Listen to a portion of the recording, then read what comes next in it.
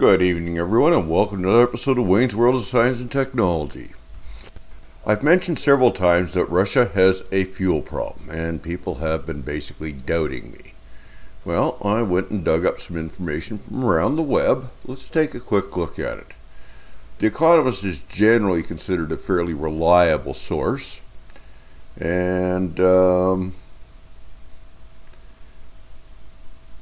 they are saying that possibly up to 20% of Russia's refinery capacity has been taken out, at least temporarily. That's a loss of 1 million barrels a day, mainly petrol, but also diesel. Now, this is major. They don't have, nobody has a system that can completely, systems work in nodes. If you take one node out, it affects everything around it. The other nodes usually can't fully cover it. It doesn't matter whether it's in Russia, whether it's in Britain, whether it's in Canada, whether it's in the United States. When you have a major node drop, and that's what we're talking here, the impact tends to spread a lot. Price of petrol is 54% up since the beginning of the year. That's interesting. They suspended the gasoline exports. Okay, so obviously, The Economist is reporting on this. Now, Al Jazeera can hardly be considered a Western publication. Let's get rid of that. Hate these pop-ups. So, here's Al Jazeera reporting on it. They're also mentioning that Russia killed a bunch of people in Ukraine, which we already know. It's quite frankly a mess, but the point is that Ukraine is striking where it's actually going to do more damage. Yes, killing people is not nice, killing people is nasty, evil, and all that, but the thing is that taking out a refinery gets you far more from a military standpoint because it messes up your enemy's logistics. And logistics are the main thing that supports wars. Now let's go over here. Political, just reporting basically the same thing. We've got, they're calling it a creeping barrage of Ukrainian drone strikes. By the way, folks, this is actually a strategic bombing campaign.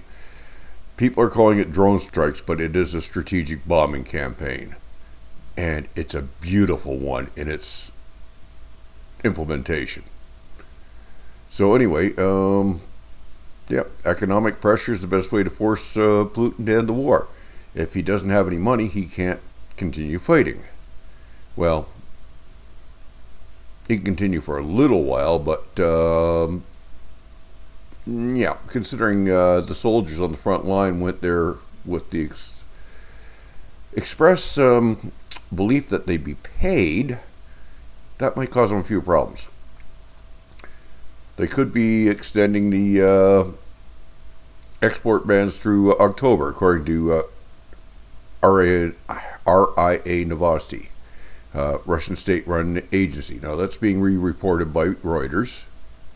I haven't actually gone to the Russian sites because, unfortunately, when they translate, they don't always translate in a way that makes sense to my brain. So, Ukrainian bombing campaign turns Russia's sheer size into a weakness. Well, yeah, Russia is big. That makes it very hard to cover completely with air defense. Ukraine has been targeting air defense systems. Ukraine has done such a good job of targeting air defense systems that they've been able to run the TB2 Bayraktars over Crimea. And yes, I've seen videos showing them. So,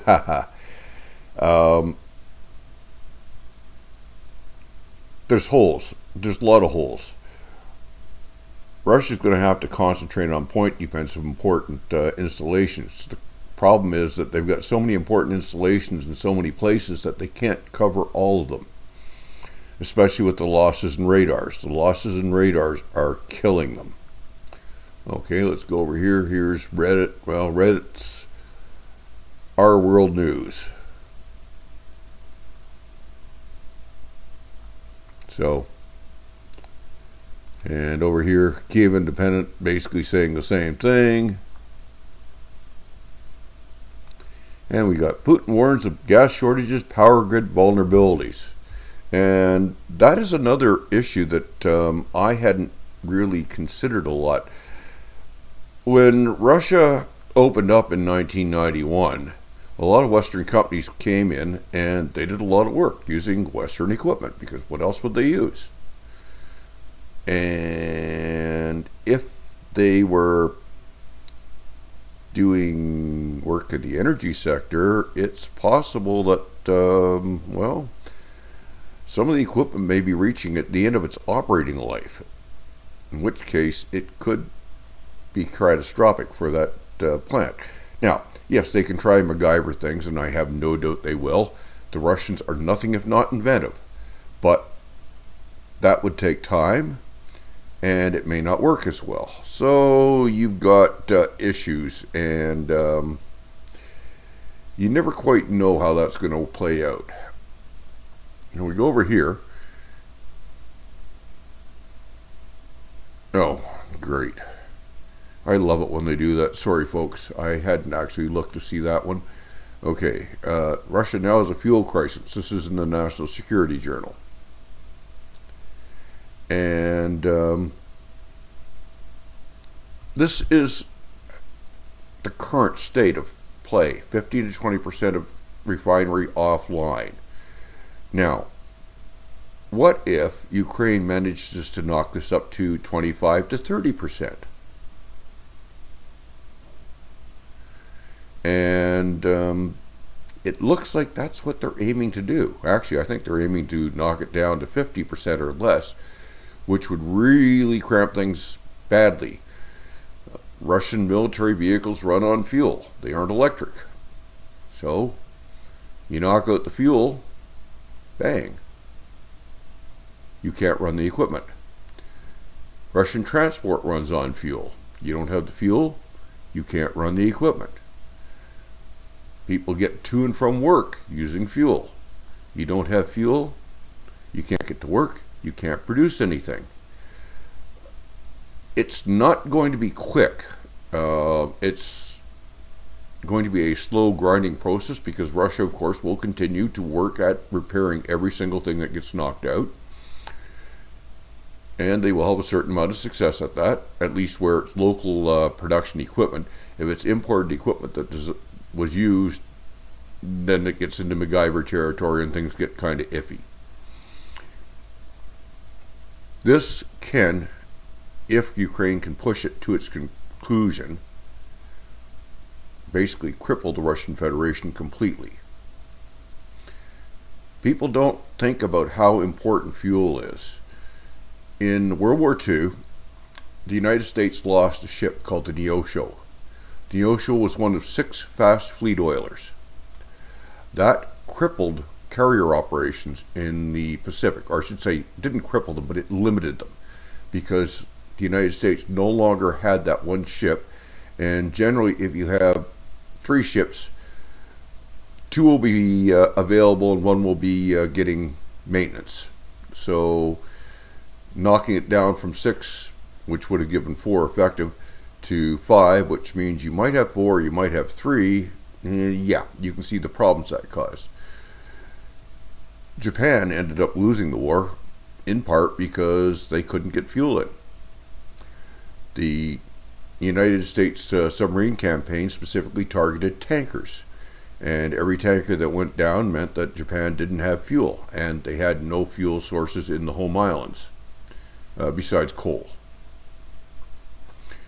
So fuel is such a major part of war that if Ukraine pulls this off, as I said, it basically takes Russia out of the war, whether Russia likes it or not.